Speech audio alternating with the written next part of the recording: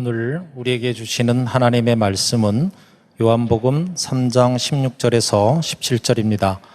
요한복음 3장 16절에서 17절입니다.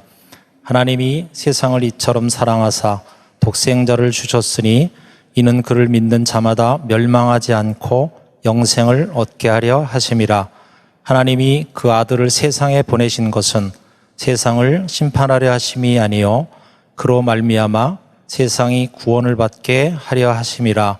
이는 살아계신 하나님의 말씀입니다. 아멘.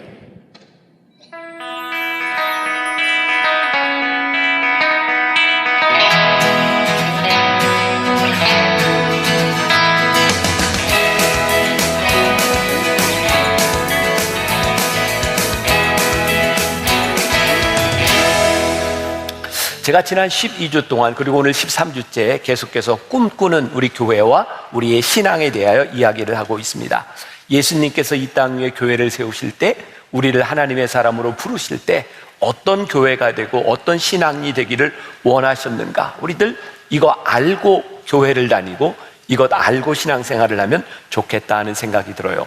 오늘 우리가 읽은 본문 말씀은 너무나 유명한 말씀이에요. 하나님이 세상을 이처럼 사랑하사 독생자를 주셨으니, 하나님께서 세상을 이처럼 사랑하셨다고 하는 것, 그 사랑의 표징들은 교회에서 어떻게 우리들이 볼 수 있는가? 2018년도에 나온 유명한 책이 있습니다. 치열한 도전. 아세요? 아이고, 이름이 나왔네. 네, 제가 쓴 책이에요. 참 좋아요. 우리 교인들은 이게 필독서로 우리도 읽어야 된다. 혹시 안 읽은 분들은 꼭 한번 보세요. 제가 요 책에서 한 주제에 깍두기 같은 교회라고 하는 주제를 다룬 적이 있어요. 자, 우리 어렸을 때, 요즘 아이들은 그런 거 잘 모를 거예요. 옛날에는 그렇게 밖에서 많이 놀이들을 많이 했잖아요. 그때 깍두기라는 게 있었어요.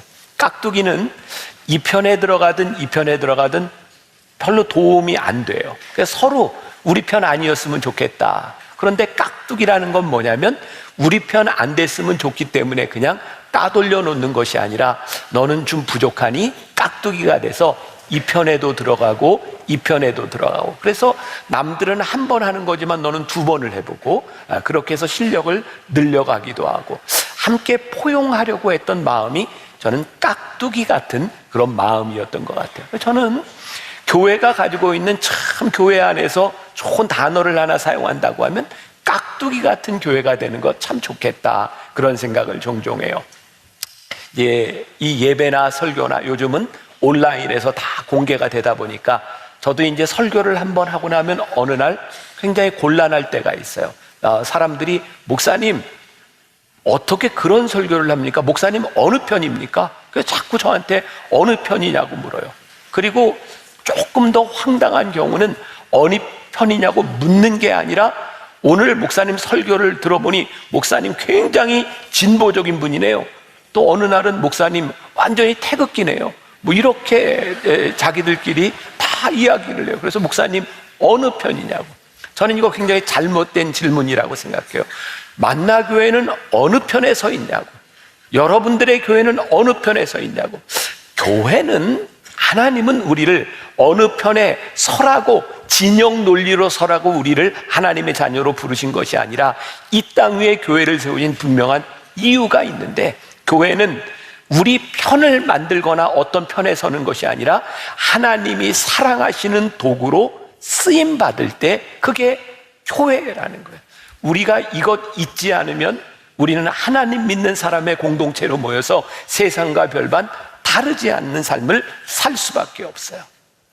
얼마 전에 돌아가신 이어령 교수가 쓰신 마지막 수업이라는 책에 보면 이 enemy라고 하는 말과 rival이라고 하는 말을 이렇게 분리해서 알아야 된다, 이런 이야기를 해요. 요즘 사람들은 서로 진영이 갈려서 enemy가 돼 있어요. 네가 죽어야 내가 산다. 그런데 진짜 우리들에게 필요한 건 rival 의식이라는 게, 이 rival이라고 하는 말이 영어의 river에서 나왔다 그래요. 저 위쪽에 사는 마을과 밑에 쪽에 사는 마을에 강이 흐르고 있어요. 이 라이벌이라고 하는 말은 여기에서 독을 풀어서 밑에 사람을 죽이는 것이 아니라, 독을 풀면 다 죽어요. 강은 여기나 저기나 다 필요한 거예요. 그러니까 우리가 적으로 살지 말고 함께 살아갈 수 있는 라이벌 의식을 가지는 게 중요하다. 근데 우리가 요즘 이런 걸 잃어버리고 살아가는 것 같다는 생각이 들어요. 우리들 이 땅 위에 살아가면서 어떻게 모두가 다 평등하게 똑같게 살아갈 수 있겠습니까? 그리고 하나님이 우리들에게 똑같은 능력을 주신 것도 아니에요. 근데 교회는 우리와 다른 사람들을 바라보는, 영혼을 바라보는 눈이 있어야 된다. 왜? 하나님이 세상을 이처럼 사랑하사 독생자를 우리들에게 주셨기 때문이죠. 영혼을 사랑하는 공동체가 된다고 하는 것은 어떤 의미일까? 저는 그런 꿈을 꿔요. 하나님, 우리 교회에 사람들이 모여서 예배를 드리는 그 이유 하나를 이야기한다면, 하나님을 향한 사랑을 표현하고 싶은 사람들이, 하나님께 받은 사랑이 내 안에 있어서 그 사랑으로 인하여 모이는 공동체가 되게 하여 주옵소서. 우리는 무엇을 자랑하는가? 우리는 무엇을 내세우는가?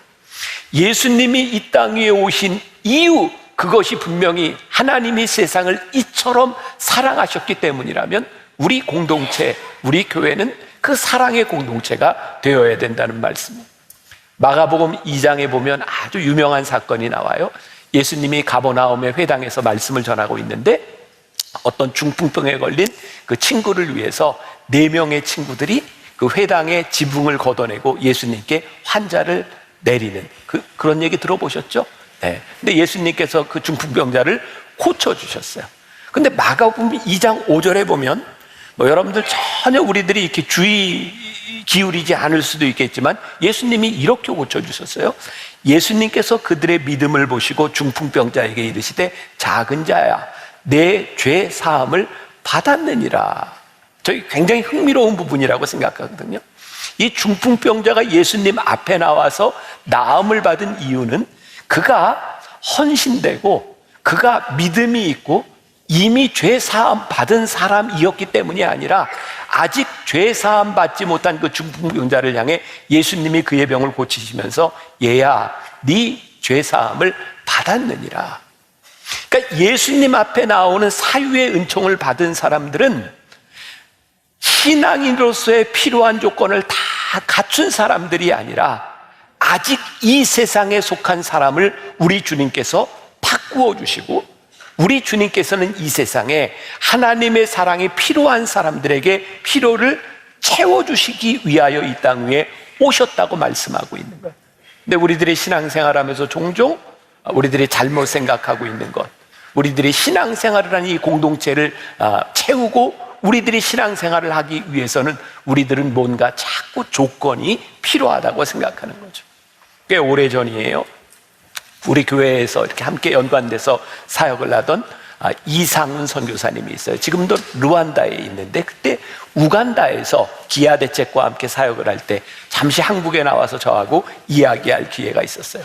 그때 우간다에는 아직도 반군들이 있어서 계속해서 내전이 일어나고 있는 상황이었고 그 반군들은 마을에 어린 아이들을 데려다가 훈련을 시켜서 이렇게 용병으로 만듭니다. 그런데 그 우간다의 어느 마을에 그 반군에게 붙잡혀갔던 한 아이가 집으로 돌아오게 되었고 그리고 가족들과 함께 살면서 동생과 함께 밭에 일을 하러 나가게 되었대요. 근데 일을 하다가 힘드니까 그 동생이 나 못하겠다고 이렇게 쉬고 있는데 형이 부른 거예요. 너 왜 일 안 하니? 그랬더니 이 아이가 이렇게 대답을 했대. I am tired. 그 소리를 듣자마자 형이 낫으로 동생의 목을 잘랐어요. 이유는 반군들이 어린아이들을 훈련시키면서 아이들이 고된 훈련을 하면서 잘 참아내지 못하니까 아이들이 더 이상 가지 못하겠다고 I am tired 하면 바로 죽이는 훈련을 시켰어. I am tired라고 하는 말이 I want to die, 나 죽고 싶다라는 의미였어요. 동생이 피곤하다는 말을 듣고 그 아이는 그냥 동생을 죽여버린 거예요. 그 마을에는 그런 남자아이들뿐만 아니라 어린 아이들이 잡혀가서 누군지도 모르는 아이를 임신하고 돌아오는 아이들도 있는 그 세상 한가운데서 이상훈 선교사가 그런 얘기를 했어요. 목사님, 이 세상 한가운데 이 아이들을 위하여 이 땅의 사람들을 위하여 찾아오는 사람이 유일하게 그리스도인입니다. 하나님의 사람으로 영혼을 사랑하는 사람들만이 이곳에 찾아옵니다. 성경은 예수님이 누군가의 필요를 채우시고 누군가의 병을 고치시고 예수님이 사역을 하셨을 때 주위에 많은 사람들이 예수님을 따랐다라고 되어 있어요. 자, 제가 언젠가도 그런 얘기 했어요. 예수님이 사역을 하시는데 예수님이 십자가를 지시겠다고 결심하셨을 때 사람들은 예수님을 다 이렇게 떠나가는데 십자가의 길이 쉽지 않았어요. 근데 예수님이 그 영혼들을 불쌍히 여기시고 그들을 위해 예수님이 자비와 사랑을 베푸실 때 예수님 주변에는 많은 사람들이 따랐다고 되어 있어요. 자, 마태복음 7장 28절과 29절 우리 같이 봅니다. 시작. 예수께서 이 말씀을 마치시매 무리들이 그의 가르치심에 놀라니 이는 그 가르치신 것이 권위 있는 자와 같고 그들의 서기관들과 같지 아니함이로라. 그러니까 예수님이 이렇게 가르치시고 예수님이 행하시는 일을 바라보며 사람들이 깜짝 놀란 거예요. 왜 놀라요? 서기관들과 같지 않은 거예요. 바리새인들과 같지 않은 거예요. 예수님은 그 영혼을 바라보는 영혼의 눈을 가지고 예수님이 행하셨을 때 그것이 그 시대에 예수님을 따르게 했던 가장 강력한 영향력을 만들어 주었다는 사실이에요. 자, 우리들이 영혼을 사랑하는데 방해가 되는 것이 뭐가 있을까 생각해 보니까 저는 우리들이 가지고 있는 소비자 중심적인 생각, 영어로 consumer mentality라고 이야기할 수 있을 것 같아요. 이 소비자 중심적인 생각이 뭘까요? 우리는 교회를 오는데 늘 어떤 생각을 하냐면 여기에서 내가 뭔가 만족을 좀 얻어가야 돼. 솔직하게 이야기해서 여러분들이 교회를 찾거나 교회를 옮기거나 오늘 여기서 여러분들이 예배를 드리는 이유 가운데도 내 만족이 많이 있지 않을까요? 아, 나는 예배 시간에서 무언가를 이렇게 얻어가야 돼. 그런데 이 예배 공동체 안에서도 우리들이 신앙생활을 하면서도 우리를 화나게 하는 걸 가만히 보면 내가 원하는 만족이 채워지지 않을 때 우리들이 화가 나요. 우리들은 하나님을 믿겠다고 교회에 나오고 하나님을 믿는 신앙생활을 하겠다고 하지만 늘 우리의 감정을 좌우하는 것은 나의 만족에 있어요. 컨슈머 멘탈리티를 가지고 있는 거예요. 우리가 진짜 영혼을 사랑하는 하나님의 마음을 가지고 우리들이 살아가고 있는가, 아니면 우리는 신앙생활을 잘 한다고 하지만 늘 내 만족이 채워지는가에 우리들의 관심이 있는가. 여러분, 교회를 잘 다니는 사람은요 교인으로 삽니다. 그런데 하나님의 사람은 하나님의 자녀로 살아요. 우리는 늘 그 갈림길 가운데 있어요. 우리는 교인으로 사는가, 하나님의 자녀로 사는가. 이게 우리들의 가슴에 깊숙이 들어와서 우리를 찌르고 우리가 교인인가 하나님의 자녀인가를 분명히 묻지 않는다면 우리는 진짜 그리스도인으로서 살아가기가 참 힘들다는 생각입니다. 스카이 제소니가 쓴 예수님의 진심이라는 책에, 제가 길어서 다 이야기를 못하는데, 하나님은 사랑이심이라, 요한 1, 2, 3, 4 하나님은 사랑이심이라 이야기하고 있는데 이 말이 낭만적인 단어가 아니라는 거예요. 우리는 사랑하면 얼마나 애틋하고 달콤한 감정을 가지고 사랑이라고 이야기하고 있는가. 그런데 요한 1, 2, 3서를 썼을 때에 이 사랑, 하나님은 사랑이시라고 하는 단어는 결코 낭만적인 단어가 아니라 우리들 속에 의지와 하나님을 사랑하는 우리들의 행동이 담겨지지 않으면 할 수 없는 단어, 그게 하나님은 사랑이십니다. 이 사랑은 단순한 애틋한 단어가 아니라는, 저 개인적으로 우리가 꿈꾸는 교회, 우리가 영혼을 사랑하는 마음을 가진 사람으로 이 교회가 가득 차면 좋겠다. 내가 영혼을 사랑하기 때문에 나의 불편함을 감수할 수 있는 마음들이 우리들에게 있으면 좋겠다. 단순한 불편함의 감수가 아니라 누군가의 영혼이 보이기 때문에. 제가 이 설교를 만나교회 담임 목사가 돼서, 물론 똑같은 내용이 아니에요, 똑같은 주제로 제가 4번째 설교를 하고 있습니다. 제가 만나교회 목회를 하면서 저에게 가장 강력한 도전이 되었던 것이, 하나님 저에게 이 마음을 주세요라는 것이었어요. 몇 가지 또 계기도 있었어요. 제가 미국으로 유학을 가기 전에 그 당시 한국의 유명한 몇몇 교회들을 제가 방문하게 되었고, 그 당시 우리 어린애들을 데리고 교회를 방문하게 되었을 때 애들은 못 들어옵니다. 그리고 애들을 금지하는 교회가 대형 교회 중에 꽤 많았어요. 그리고 우리 아이들을 데리고 예배를 드릴 때, 그때 아이들이 어렸으니까 2살, 4살 그랬으니까 예배당에서 좀 얌전히 하게 하려고 이제 먹을 거를 가지고 애들이 지칠 때쯤 되면 이렇게 먹을 거를 이렇게 먹도록 했는데, 세상에 그 봉지에 뽀시락 소리가 나는데 사람들이 쫙 쳐다보는데 얼마나 긴장을 했는지.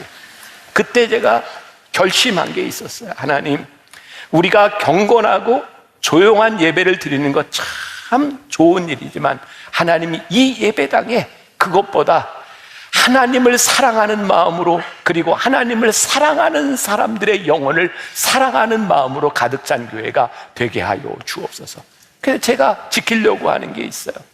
물론 우리 교회 저기 잠옷실 여기에도 있고 저 위에도 유리로 되어 있어서 잠옷실에서 예배를 드릴 수 있지만, 그 어린아이를 키우는 부모님 마음 가운데 나 정말 이 성전에 들어가서 예배 드리고 싶어 라는 마음이 있을 때 안내하는 분들 절대로 막지 마세요.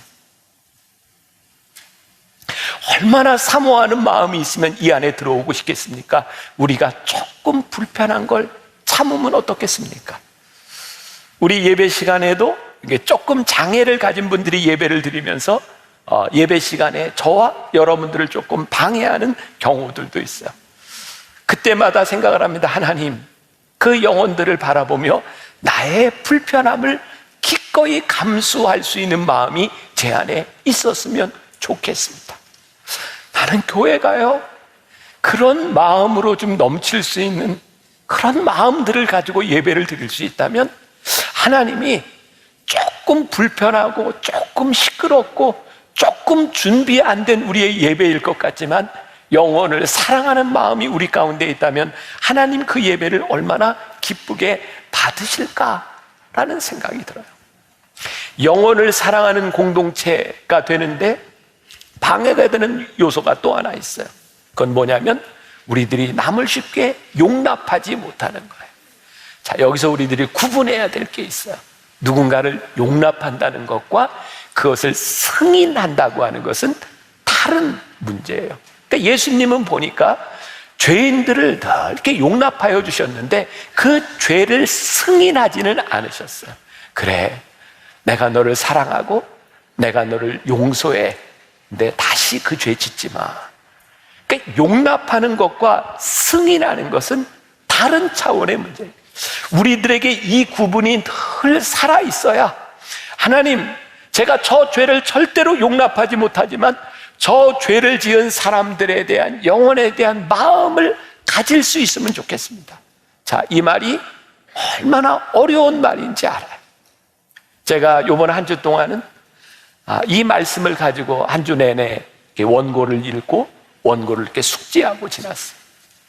어제도 그렇고 오늘도 그렇고 제가 늘 그 자리에서 교인들을 보면 안녕하세요 인사하는데요, 이 말씀을 한 주간 동안 묵상하는데 들어오는 교인들에게 인사하는 내 마음이 다른 거예요.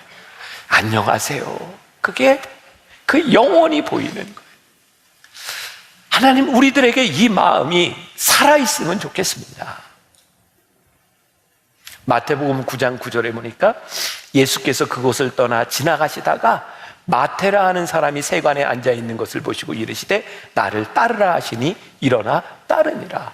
그러니까 예수님이 제자 마태를 부르시는데 그 사람이 지금 뭐하고 있어요? 세관에서 세금을 받고 있어요. 그런데 예수님이 그를 부르셨거든요. 예수님의 부르심 때문에 마태의 삶이 바뀌는 거예요. 예수님을 따를 만한 자격이 있어서 예수님이 마태를 제자로 부르신 것이 아니라 지금 세관에 앉아 있는 마태에게 다가가셔서 나를 따라오겠니? 그랬더니 마태의 삶이 바뀌어진 거예요. 아, 이게 예수님의 방식이구나. 그런데 우리는 늘 내가 용납할 수 있는 상태가 되지 않으면 나는 용납할 수 없다고 생각하는 거예요. 다시 이야기해요. 이게 얼마나 우리들에게 힘든 일인지 알아요. 그런데 이게 성경이 하나님께서 우리들에게 가르쳐 주시는 방법이에요. 스카이 제서니의 책에 예수님의 진심에 나오는 글인데 이건 여러분들이 한번 사진 찍어가지고 나중에 좀 이렇게 써먹어도 괜찮아요. 여러분 소그룹에서도 그렇고. 자, 그걸 띄워주세요. 나르시스트는 오직 자신만 사랑한다. 민족주의자는 오직 자기 민족만 사랑한다. 혁명가는 오직 자신의 명분만 사랑한다. 이상가는 오직 자신의 사상만 사랑한다. 인문주의자는 오직 자신의 인류관만 사랑한다. 크리스천은 눈앞에 짜증나는 인간을 사랑한다. 크리스천은 눈앞에 짜증나는 인간을 사랑한다. 아니, 사랑하려고 노력한다. 아니, 사랑하려고 애쓴다. 이게 크리스천입니다.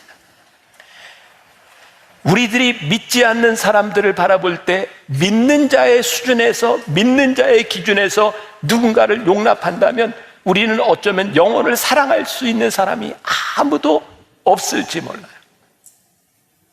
유명한 성 어거스틴은 그렇게 말을 했어요. 교회는 병원과 같은 것이다.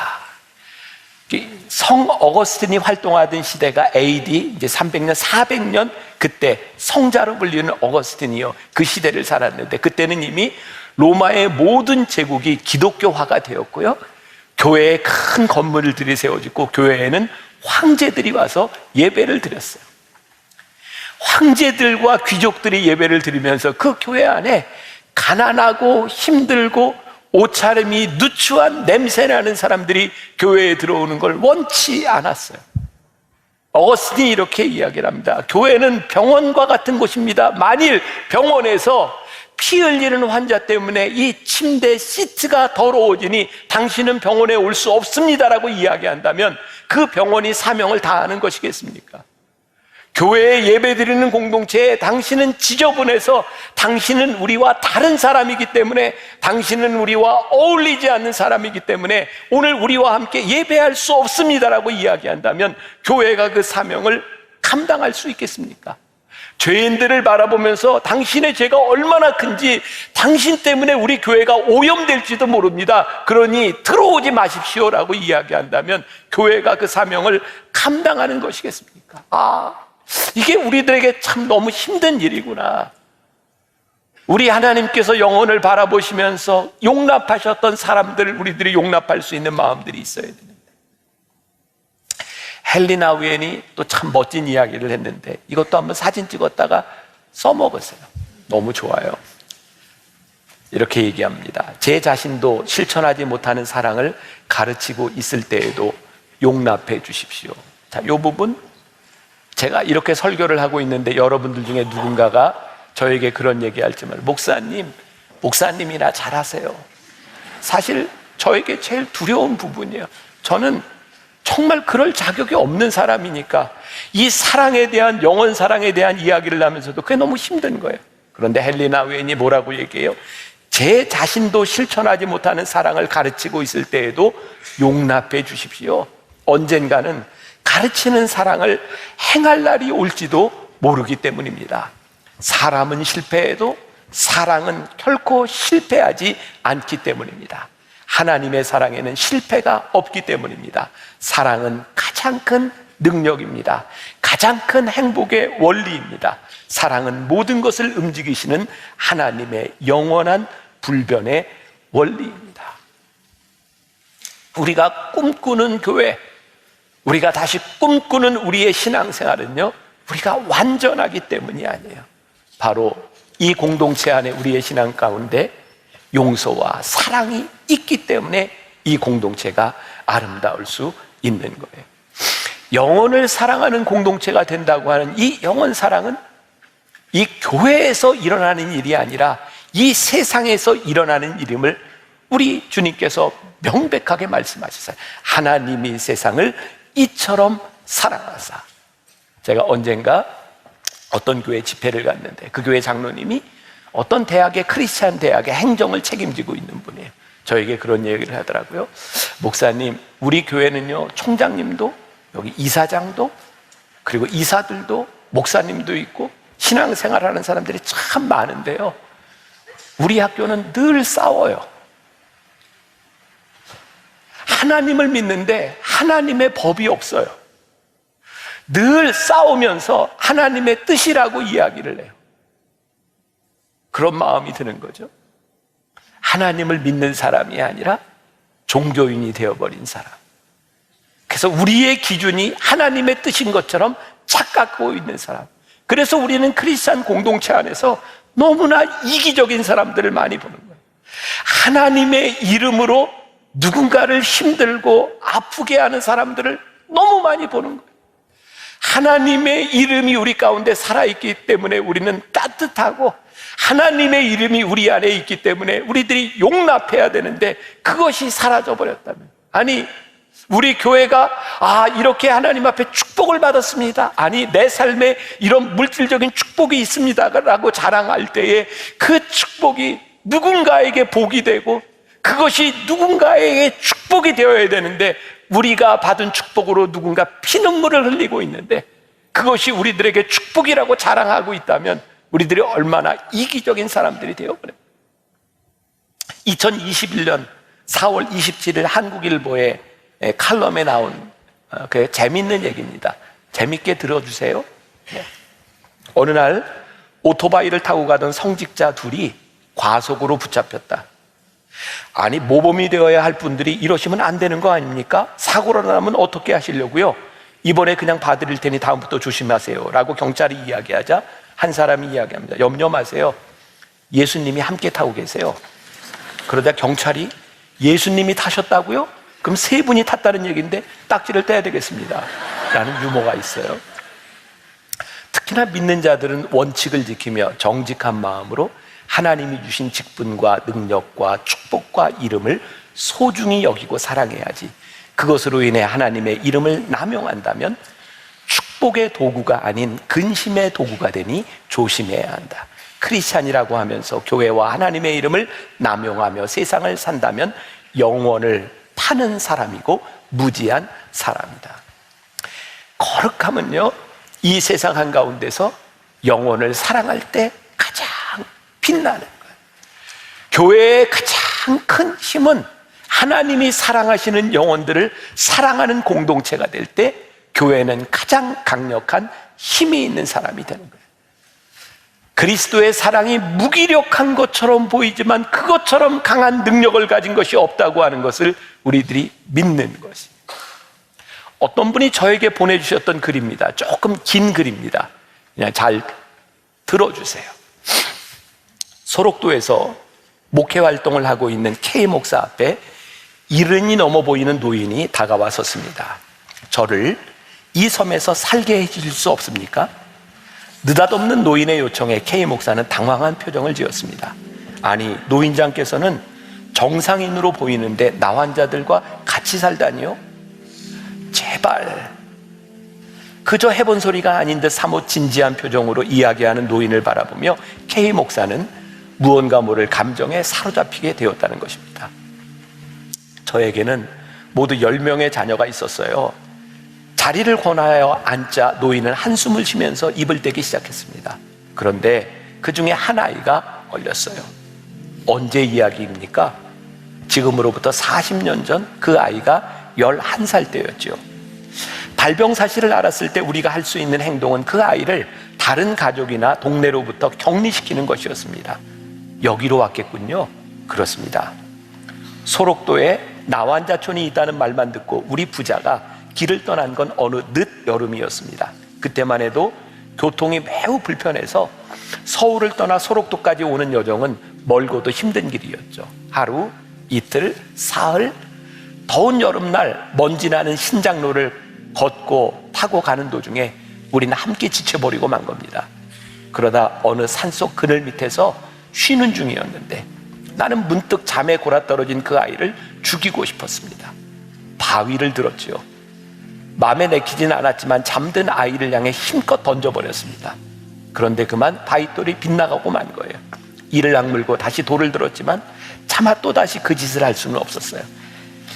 아이를 깨워 가던 길을 재촉했습니다. 그런데 문제는 소록도에 다 왔을 때 일어났습니다.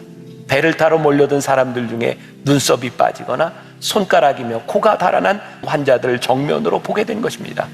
그들을 만나자 아직은 멀쩡한 내 아들을 소록도에 선뜻 맡길 수가 없었습니다. 멈칫거리다 배를 놓치고 만나는 마주 서 있는 아들에게 내 심경을 이야기했죠. 고맙게도 아이가 이해를 하더군요. 저런 모습으로 살아서 뭐 하겠니? 몹쓸 운명이려니 생각하고 차라리 너하고 나하고 함께 죽는 길을 택하자. 우리는 나루터를 돌아 아무도 없는 바닷가로 갔습니다. 신발을 벗어두고 물속으로 들어가는데 어찌나 눈물이 나오던지 한 발 두 발 깊은 그곳으로 들어가다가 거의 내 가슴 높이까지 물이 깊어졌을 때였습니다. 갑자기 아들 녀석이 소리를 지르지 않겠어요? 내게는 가슴 높이였지만 아들에게는 턱 밑까지 차올라 한 걸음만 삐끗하면 물에 빠져 죽을 판인데 갑자기 돌아서더니 내 가슴을 떠밀며 악을 써대는 거예요. 왜 아버지까지 죽어야 하느냐는 거죠. 형이나 누나들이 아버지만 믿고 사는 판에 아버지가 죽으면 그들은 어떻게 살겠냐는 것이었습니다. 완강한 힘으로 자기 혼자 죽을 테니 아버지는 어서 나가라고 떠미는 아들 녀석을 보는 순간 나는 그만 그 애를 와락 껴안고 말았습니다. 참 죽는 것도 쉽지만은 않더군요. 그 소록도로 아들을 떠나보내고 서울로 돌아와 서로 잊은 채 정신없이 세월을 보냈습니다. 9명의 아이들이 자라서 대학을 나오고 결혼을 하고 손자 손녀를 낳고 얼마 전에 큰아들이 시골의 땅을 다 팔아서 함께 올라와 살자더군요. 그래서 그렇게 했습니다. 처음 아들네 집은 편했습니다. 주는 대로 받아 먹으면 되고 이불 펴주면 들어누우면 자면 그만이고 가끔씩 먼저 죽은 마누라가 생각이 났지만 얼마 동안은 참 편했습니다. 그런데 시간이 지날수록 아이들 눈치가 보이기 시작했습니다. 그 애들은 아무 말도 없는데 말입니다. 어느 날인가는 드디어 큰 아이가 입을 엽디다. 큰 아들만 아들이냐고. 그날로 말없이 짐을 꾸렸죠. 그런데 사정은 그 후로도 마찬가지였어요. 둘째, 셋째, 넷째. 허탈한 심정으로 예전에 살던 시골집에 왔을 때 문득 40년 전에 헤어진 그 아이가 생각이 나는 겁니다. 소록도라는 섬에 내다버린 아이, 40년을 잊고 살아왔던 아이. 다른 9명의 아이들에게는 온갖 정성을 쏟아 힘겨운 대학까지 맞춰놓았지만 내다버리고 까마득하게 잊어버렸던 아이. 다시 또 먼 길을 떠나 그 아이를 찾았을 때 그 아이는 이미 아이가 아니었습니다. 50이 넘은 데다 그동안 겪은 병고로 인해 나보다 더 늙어 보이는, 그러나 눈빛만은 예전과 다름없이 투명하고 맑은 내 아들이 울면서 반기는 것이었습니다. 그는 나를 껴안으며 이렇게 말했습니다. 아버지를 한시도 잊은 날이 없습니다. 아버지를 다시 만나게 해달라고 40년이나 기도했는데 이제야 기도가 응답되었군요. 나는 흐르는 눈물을 닦을 여유도 없이 물었죠. 어째서 이 못난 애비를 그렇게 기다렸는가를. 원망하고 저주해도 모자랄 텐데 무얼 그리 기다렸냐고. 그러자 아들은 이렇게 말하는 것이었습니다. 여기 와서 예수 그리스도를 믿게 되었는데 그 후로는 모든 것을 용서하게 되었다고. 예수 그리스도의 사랑이 비참한 운명까지도 감사하게 만들었노라고. 그러면서 그는 다시 한번 자기의 기도가 응답된 것에 감사한 것이었습니다. 그때서야 나는 깨닫게 되었습니다. 나의 힘으로 온 정성을 쏟아 가꾼 9개의 화초보다 쓸모없다고 내다버린 하나의 나무가 더 싱싱하고 푸르게 자라 있었다는 것을. 예수 그리스도, 그분이 누구인지를 모르지만 내 아들을 변화시킨 분이라면 나 또한 마음을 다해 받아들여야겠노라고 난 다짐했습니다. 목사님, 이제 내 아들은 병이 완쾌 되어 여기 음성 나환자촌에 살고 있습니다. 그 애는 내가 여기 와서 함께 살아주기를 간절히 원하고 있습니다. 그 애와 며느리 그리고 그 애의 아이들을 보는 순간 바람이 결코 거짓이 아니라는 걸 깨달았습니다.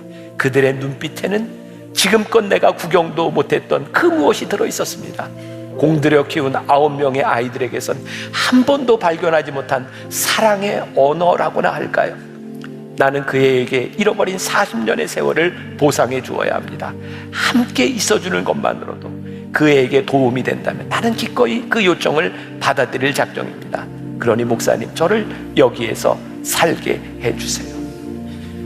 이 긴 글이 저에게 은혜가 되었어요. 그분 때문에 용서될 수 있다는 것, 그분 때문에 품어줄 수 있다는 것, 그분 때문에 잃어버렸던 사랑을 우리들이 다시 발견할 수 있다는 것, 그분 때문에 우리 주위에 사람들이 모일 수 있다는 것. 저는 우리 교회를 찾아와서 함께 예배드리는 우리들의 입에서 만나교회 프로그램 좋아요, 만나교회 건물 좋고요, 예배가 좋아요, 만나교회는 사람들이 친절해요. 아니, 그 말보다 이 교회 가면 영혼을 뜨겁게 사랑하는 사람들이 있어요. 그 교회 가면 누군가를 품어주는 사람들이 있어요. 그래서 저는 이 교회를 찾아왔어요. 라는 교회. 그런 우리, 그런 하나님의 사람들이 될 수 있다면 하나님이 이 교회를 참 축복하시겠다. 여러분들의 삶을 참 축복해 주시겠다. 우리가 그런 교회, 그런 성도 될 수 있기를 주님의 이름으로 간절히 축원합니다. 우리 함께 찬양합시다. 형제의 모습 속에 보이는 하나님의 형상 아름다워라.